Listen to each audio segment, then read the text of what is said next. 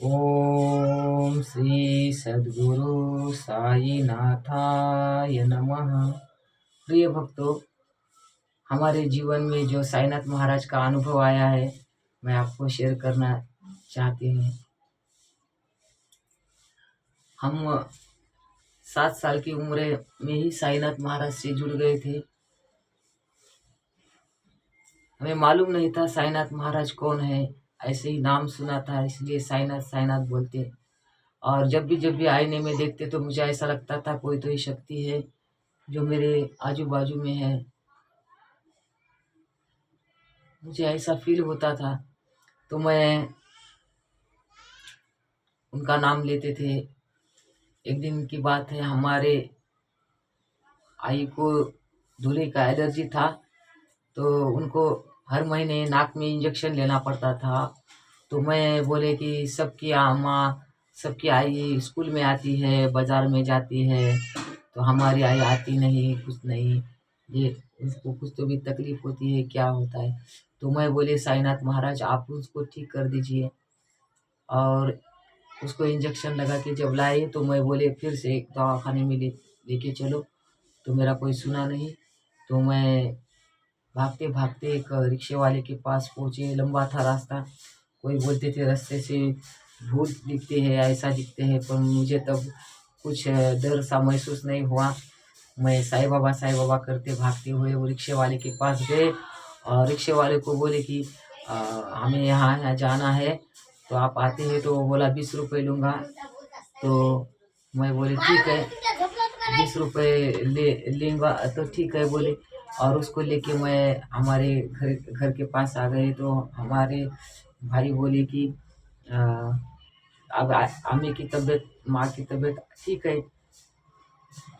तो मैं बोली अच्छा।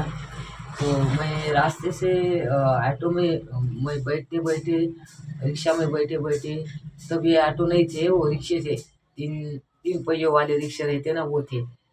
तो मैं बैठे बैठे बोले कि बाबा मेरी माँ की तबीयत ठीक कर दीजिए, मेरी आई की तबीयत ठीक कर दीजिए, नहीं तो मैं मुझे जिंदा नहीं रहना है, मुझे मार डालो, मेरी उम्र उसको दे दो, अब मैं जाऊंगा तो उसकी तबीयत बहुत अच्छी हो जाएगी, ऐसा मैंने बोला। तो मैं जब घर में गए तो हमारी माँ बहुत अच्छी थी और वो बातें कर रही थी अच्छी अच्छी। मैं एक बात बोलूँ, उसके बाद उसको वो तकलीफ कभी नहीं हुई, वो उसका रोग निकल गया। मैं हर बार रोज के रोज उसके लिए प्रार्थना करती, बाबा से बात करती। तो मुझे बाबा की तस्वीर भी मालूम नहीं थी, कैसे दिखते हैं, क्या दिखते हैं। तो हमारी बहन है जो मुंबई में दिए वाले हैं उन्हें, तो उसकी शादी बहुत बचपन में पहले जल्दी शादी करते थे, तो उसका शादी बचपन में 12-13 साल में हो गई। तो उसने मुझे एक छोटा सा साईं बाबा का फोटो दिया था और बोली इसकी पूजा करेंगे तो जो जो बोले वो मिलता है। तो मैं तो कुछ नहीं, सबको आरोग्य मिलना, सबको खुशी मिलना और किसी को रोग नहीं होना, सबकी तबीयत ठीक रहना, यही मैं मांगते थे। हमेशा यही चलता था कि बाबा, पैसे कभी नहीं मांगे बाबा को बोलते सबको आरोग्य दो बाबा, बाबा सबको ठीक रखो, ऐसा मैं बोलते थे। तो मैंने वो छोटे फोटो की पूजा करना शुरू कर दी। फिर मेरे बड़ी बहन ने बड़ा फोटो, लाल कलर का जो बाबा का फोटो है ऐसा, तो वो लेके आई।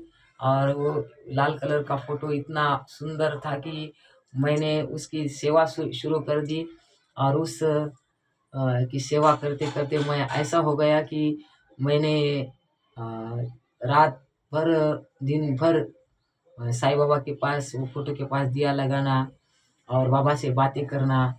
बाबा चलो आओ खाना खाएंगे, बाबा चलो अपन स्कूल में जाएंगे, बाबा चलो हम कपड़े पहनेंगे, बाबा चलो हम नहाएंगे, ऐसी बातें करते थे। बाबा आज क्या खाना है आपको? रास्ते से जाते हुए बाबा ये खाएंगे आप? चलो बाबा हम ऐसा, हम इधर से जाते हैं, हम ये करते हैं, वो करते। तो बाबा से बात करते थे। तो मुझे ऐसा महसूस होने लगा कि मैं अगर किसी रास्ते में अगर काटे हुए हो तो बाबा मुझे वहाँ जाने ही नहीं देते, बाबा मेरे साथ रहते, ऐसा मेरे को फीलिंग हो रहा था। अब ये कोई अंधश्रद्धा बोले या कुछ बोले, लेकिन ये सही बात है। मुझे ऐसा हो रहा था। तो मेरा विश्वास पक्का हो गया था कि मेरी माँ की तबीयत उन्होंने पूरी तरह ठीक कर दी और वो अच्छी हो गई, उसकी तबीयत ठीक हो गई। तो यही विश्वास हो गया और मैं बहुत भक्ति करने लगे और ये भक्ति बहुत बढ़ गई, इतनी बढ़ गई कि मैंने शिरडी देखा भी नहीं था। तो मैं नीम के पत्ते उठाने लगे। मुझे नीम के पत्ते, एक पेड़ था हमारे यहाँ पर, तो मैं नीम के पत्ते ही उठाते थे। तो ऐसा करके करके मेरे घर के लोगों को लगा कि मुझे मानसिक रोग हो गया है, पागल हो गए हूँ। तो मेरे पिताजी मुझे दिमाग के डॉक्टर के पास लेके गए और उन्होंने मुझे गोलियां दिया और पूछा कितने कौन सी क्लास में है, सब सब्जेक्ट पूछे। तो मैं बोले मैं 5वीं में हूँ। तो मुझे सब याद आ रहा है अभी। तो मुझे उन्होंने बोले कि ये पागल नहीं है, आप शिरडी में लेके जाइए, वहीं ठीक हो जाएगा। तो मेरा ये पहला अनुभव है। बाद में और बहुत लंबा वीडियो होता है ना, तो और बाद में आगे बताऊंगा।